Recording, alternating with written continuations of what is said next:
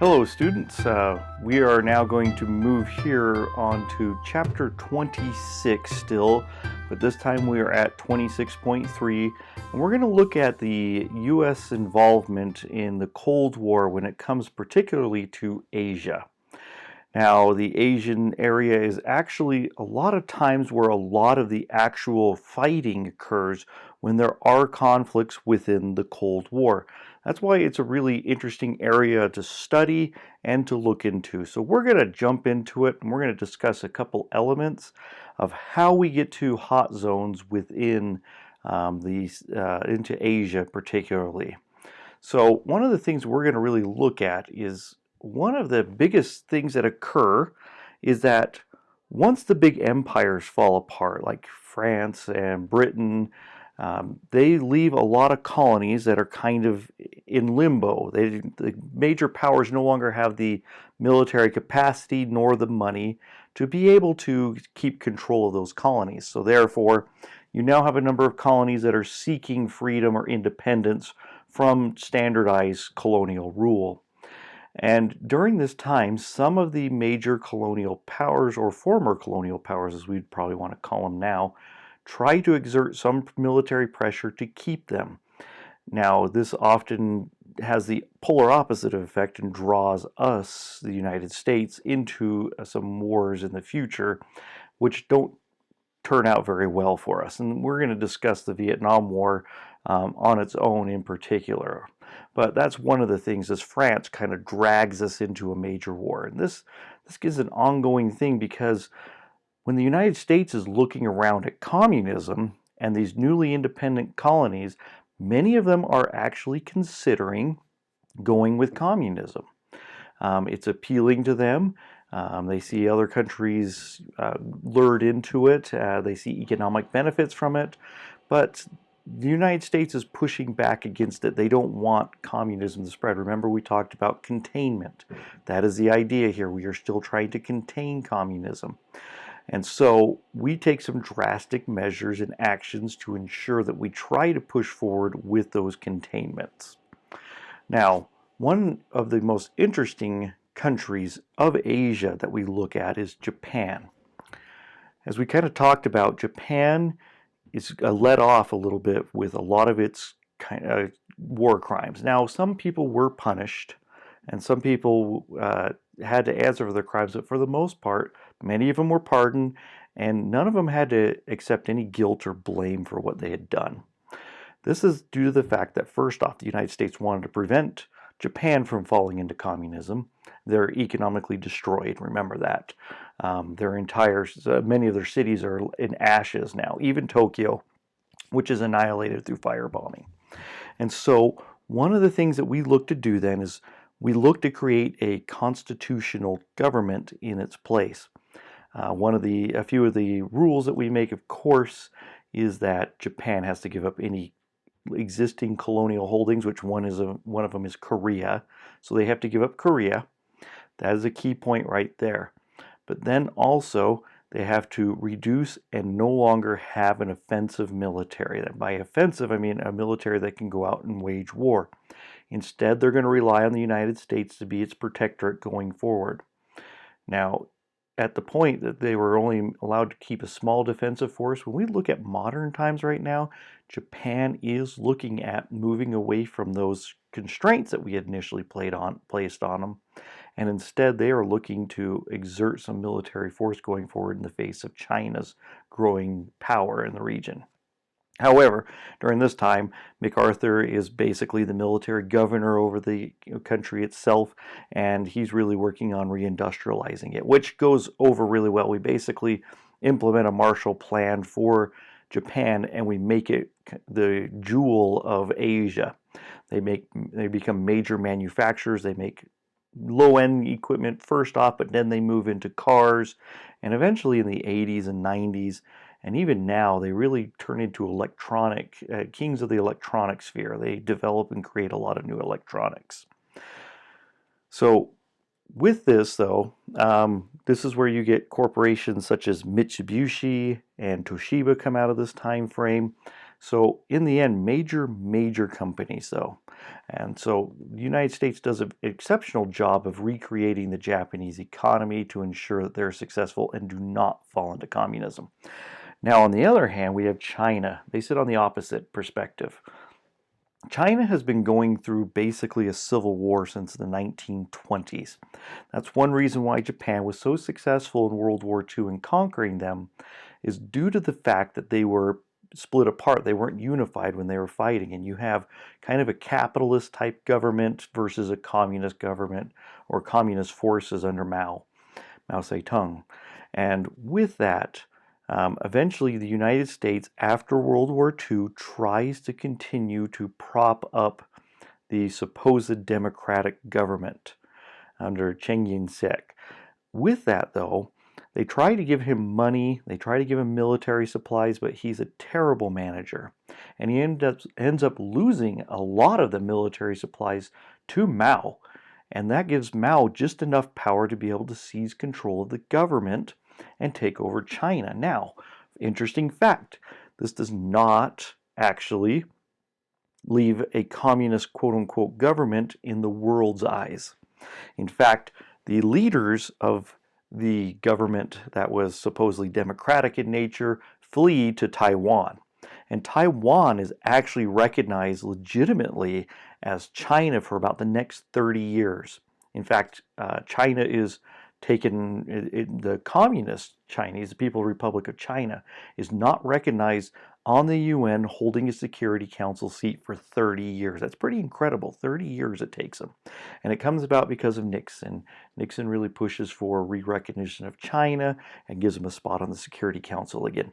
But during this time, they are persona non grata to the United States because they are communist in nature, and they're effectively bottled up. Now, today you still have those two issues where you have Taiwan on one front and China on the other, and it's still a conflict to this day, and there's a lot of tension over Taiwan itself. So if you're ever interested, I'd recommend looking into it a little bit and seeing if you can find some information, because it is a really fascinating to China type scenario here.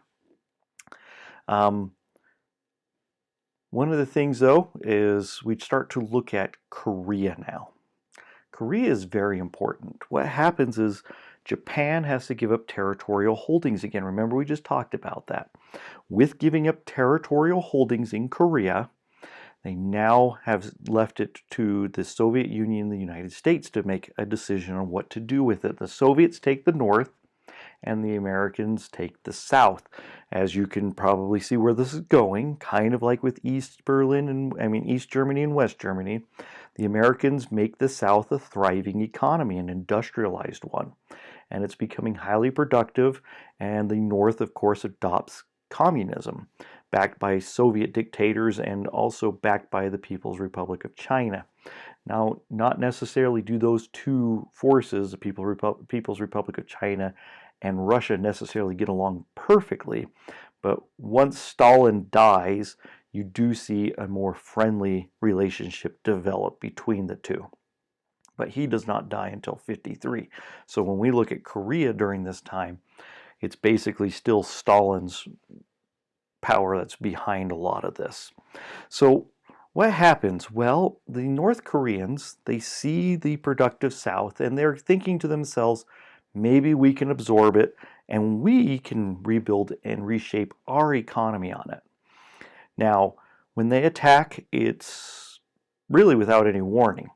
They come spearheading down straight into South Korea, and they overrun Seoul in a matter of less than a few weeks. Seoul is taken very quickly. And in fact, all the South Korean forces are pushed instantly down towards the southern tip.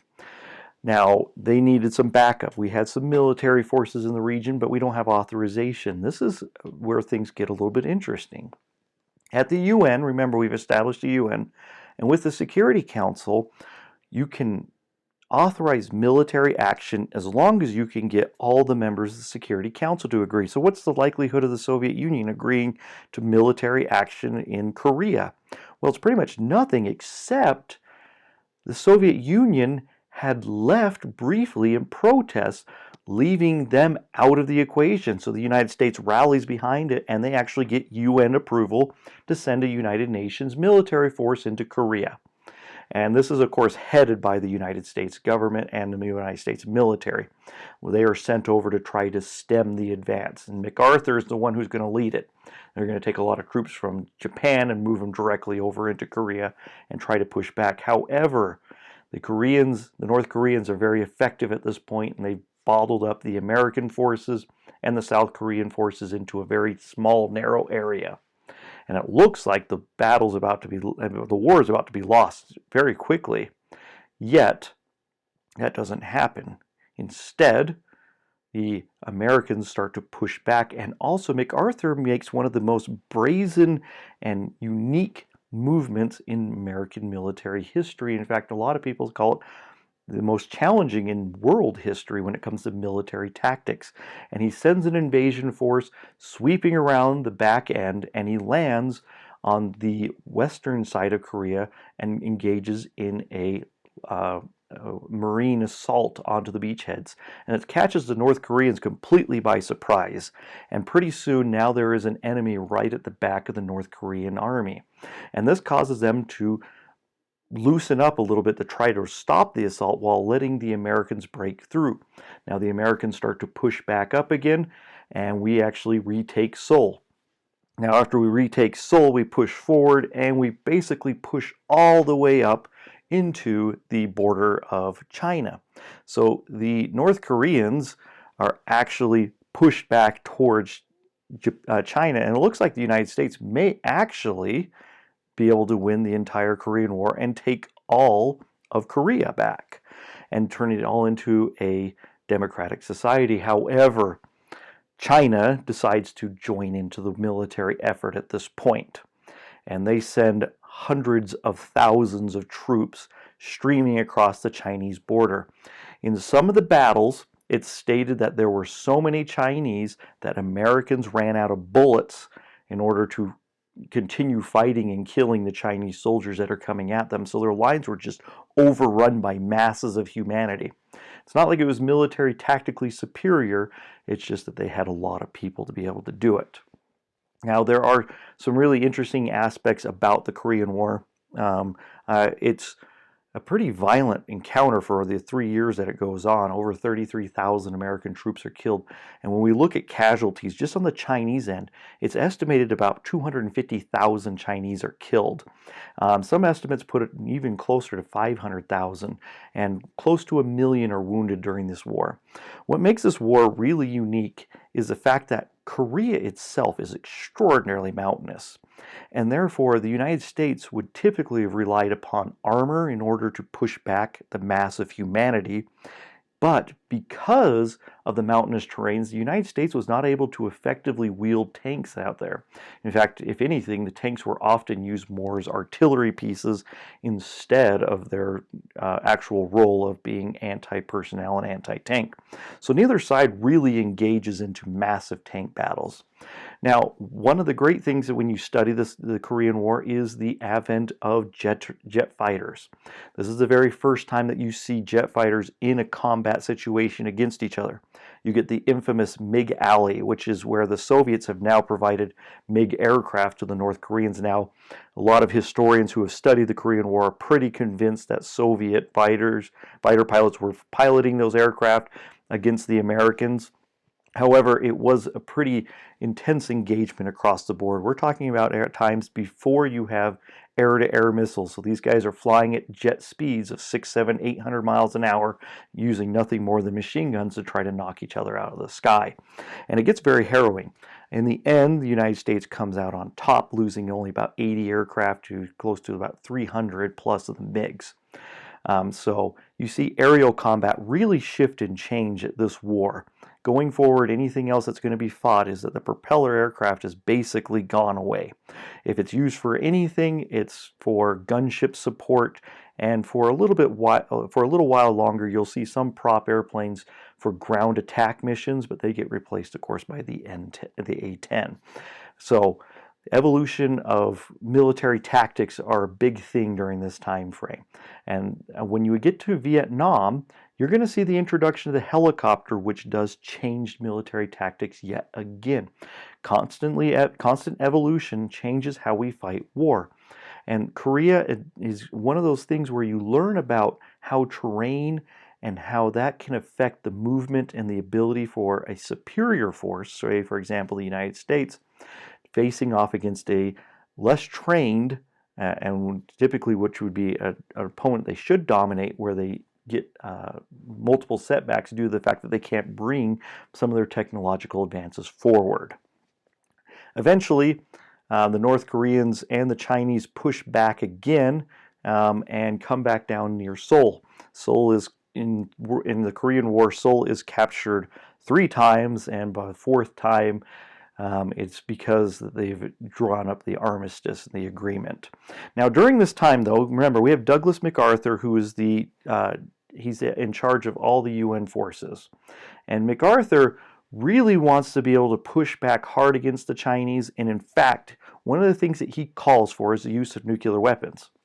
Remember, we're talking about the Cold War here, and nuclear weapons being on the forefront of the conversation. MacArthur, when he's looking at his options, tells Truman that he should drop about 3 nuclear bombs on China, and that should end China's involvement. However, Truman was fairly sure that if they did that the Soviets would probably respond in kind, and then we would have a nuclear war on our hands. MacArthur went public with his complaints about Truman and his actions, and how Truman was not listening to his generals, and this got MacArthur fired. MacArthur, you have to understand, MacArthur is a huge war hero at this time. In fact, he's one of the most famous men in America and one of the most respected. So you have Truman, who has to fire this general because of the fact that MacArthur is breaking military tradition, which is when a military general speaks out against the civilians who are supposed to run the government, run the military. Remember, our president is the commander-in-chief of the armed forces, and so this is what gets MacArthur fired. And this leads up to his famous speech on the House floor, where he states that the old soldiers never die, they simply fade away. And if you want to look that up, it's a really great speech about how he's finally departing at long last after, years upon years of military service given to the United States. MacArthur is a very fascinating man, very big ego, and somebody, if you really want to learn about American generalship throughout World War I, II, and into the Korean War, MacArthur is a great study. He's a graduate of West Point. He did a lot of great things in his life. Eventually, though, we have Truman who is past his time, and we have Eisenhower, who is now elected. Eisenhower is a military man, as we are well aware. Supreme Allied Commander in World War II, so he kind of understands how to fight a war. And so one of the things, though, he said that he might use nuclear weapons, but he was not firmly sold on it. But he was willing to make that threat and make it so it sounds like he was not afraid, he was not going to shy away from nuclear weapons. This pulls China out of the war, and it brings the North Koreans to the negotiating table. And this is where we get our armistice. And in 1953, there was an armistice signed between North and South Korea. Now, an armistice is just to stop fighting. There was talks about a peace accord. It never comes to pass. In fact, North Korea and South Korea were basically in a de facto state of war up until about 2018, 2019, when they have signed a little bit more of a stringent and more powerful peace accord with each other. So for a very long time, that denuclearized zone, the DMZ, up at the North and South Korean border was a hotbed of activity.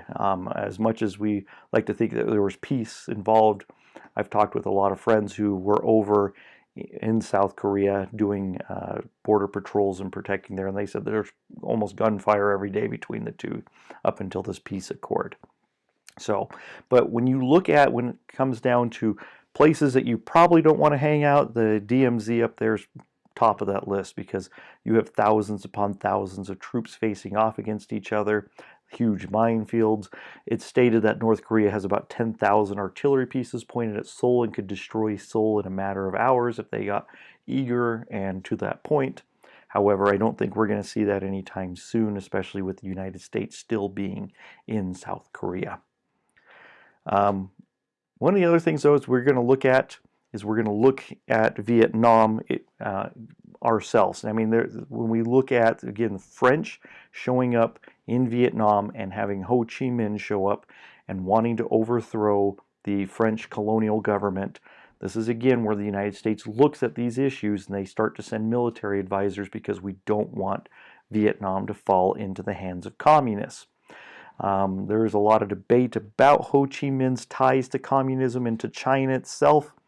For the most part, most people believe that he was a nationalist and he just wanted Vietnam to be independent. Yet at the same time, even though he was a nationalist and didn't want China's involvement, he was still a communist.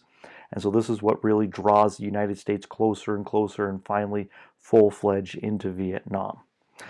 So you start to see a lot of problems in Southeast Asia and Indochina regions with both of these countries trying to separate themselves into different new countries and either going with a democratic government or a communist government. During this time, you have to understand that communism is still, like I've stated before, communism is often done by force and by power, and there is a lot of violence that comes with it. For example, when we look at China, China from about 1922 till about 1980, when they look at the actual numbers, during the full-fledged, full-on communist revolution in China, over 77 million people lost their lives, Chinese civilians, due to what they call unnatural causes. Typically, unnatural would mean that they've been in prison, shot, killed, taken away as dissidents. One of the most telling events of those, is we'll look at it too in the future here, is Tiananmen Square, where a group of students want to set up, more democratic institutions, and they all kind of disappear in the middle of the night. Same with Hong Kong right now, who's seeking greater independence. You're going to see China constantly clamp down on dissidents. So overall, really fascinating stuff during the Cold War that happens in Asia. Asia is a very interesting place to study throughout the Cold War because, like I said at the very beginning of this video, this is where a lot of the violence and the fighting occurs in here. All right, guys. Well, that's what we have for today. Continue to log in, make sure that you are doing all the work that is associated with this, and make sure you've taken some good notes, because some of the things that I've talked about in here, comparative to what you'll find just in the PowerPoints themselves, are not always going to be in that exit quiz. All right, guys, have yourself a good day.